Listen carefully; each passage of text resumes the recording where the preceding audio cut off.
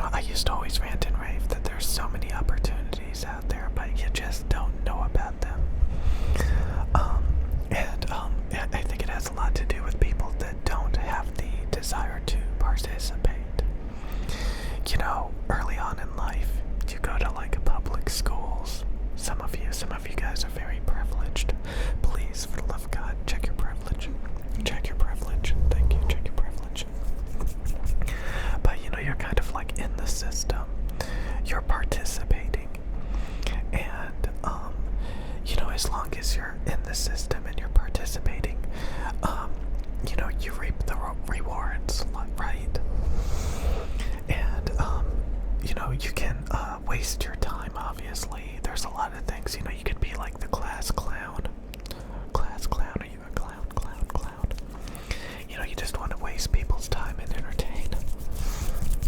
Yeah boy, yeah boy, yeah boy, yeah boy, yeah boy, yeah boy. Yoga, okay.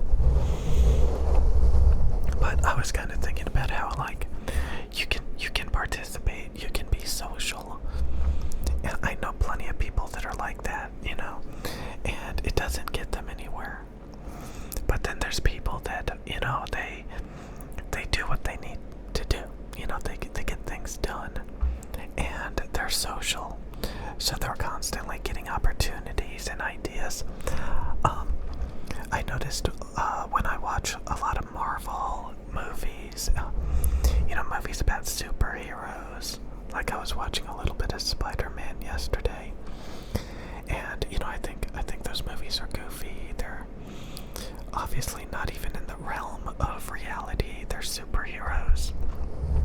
They're jumping around, but like typically, you see those characters. They're very social. They're interacting with very different people with different superpowers, for example. And they're kind of learning from them. They're gaining things from them. They're getting new experiences. And that's probably the only thing I really noticed about those things is, there's a lot of people that you may not agree with or like their personality that much, but like there's a lot of times where if you're hanging around people, you get a lot of like, I guess it's healthy social interaction.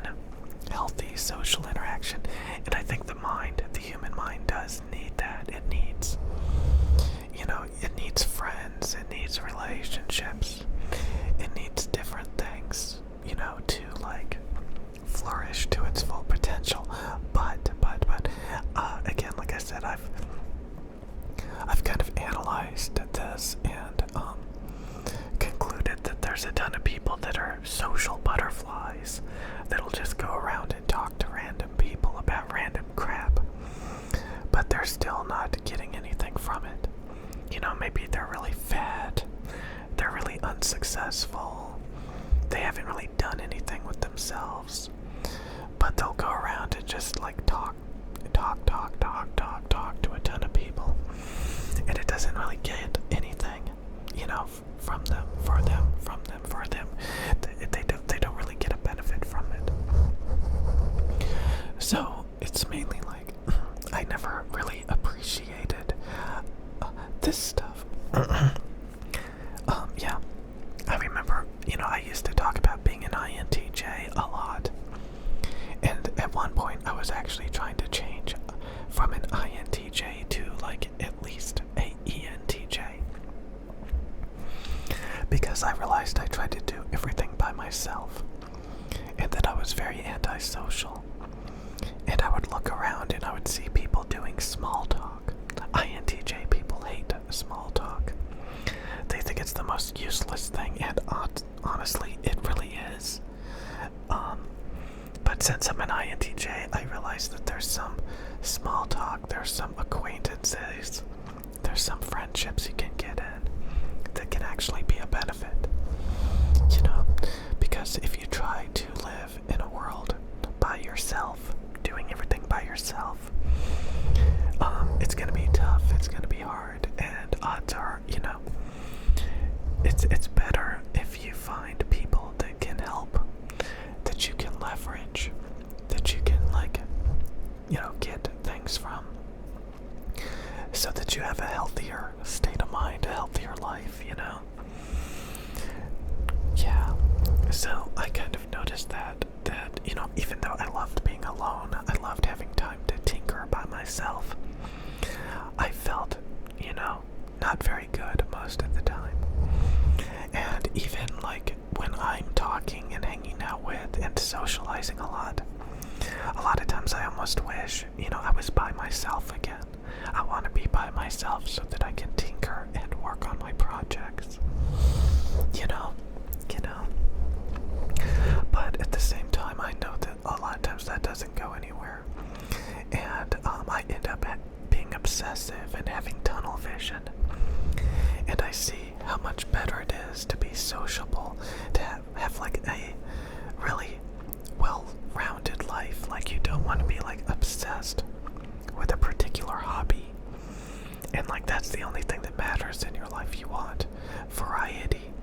You want to be able to take breaks and focus on other things, be able to take a step back and, look at the bigger picture instead of just wallowing and obsessing over a very particular thing.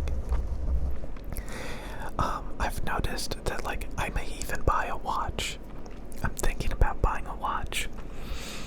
But I do notice that sometimes I fall for, like, they have atomic watches. Atomic watches are like $500+ usually. And those are watches that can set their own time. They have watches for divers. They have watches for pilots. They have watches with different features. They have watches that glow in the dark, and they have watches that don't. And I really, when you really think about it, like, how many of those features do you really need? Do you need atomic time? Do you need a solar-powered watch? I can easily go down that rabbit hole. The next thing you know, I spent, $1,000 on a flagship, most bestest watch. And honestly, there's benefits to that. There's benefits to getting the best, because you'll always have the bestest features. The bestest features. It'll be more fun and exciting. But I notice sometimes I overdo it. Like, I bought a drawing tablet that's 4K resolution. Even though I standardized all of my stuff to 1080p. My computer is 1080p. This camera is 1080p. But I wanted the most bestest thing, 4K. And I don't even use the drawing tablet. It's most of the time I used it a bit a while back, but I haven't used it lately. But even if I did, 1080p would have been sufficient. So I'm thinking if I buy like a $500,000 watch or something like that, that I will probably barely wear it, because it's kind of like, again, I have to be honest with myself, it's kind of a useless trinket. And you may be wondering, like, why am I even focused on watches? I don't even know. And apparently that's what ENTJ people do. ENTJ people will go into a company and they'll end up being the boss, only to realize like they don't even know why they want to work at that company or something like that. I've noticed when I get different experiences, different people, tell me about purses, tell me about watches, tell me about fashion.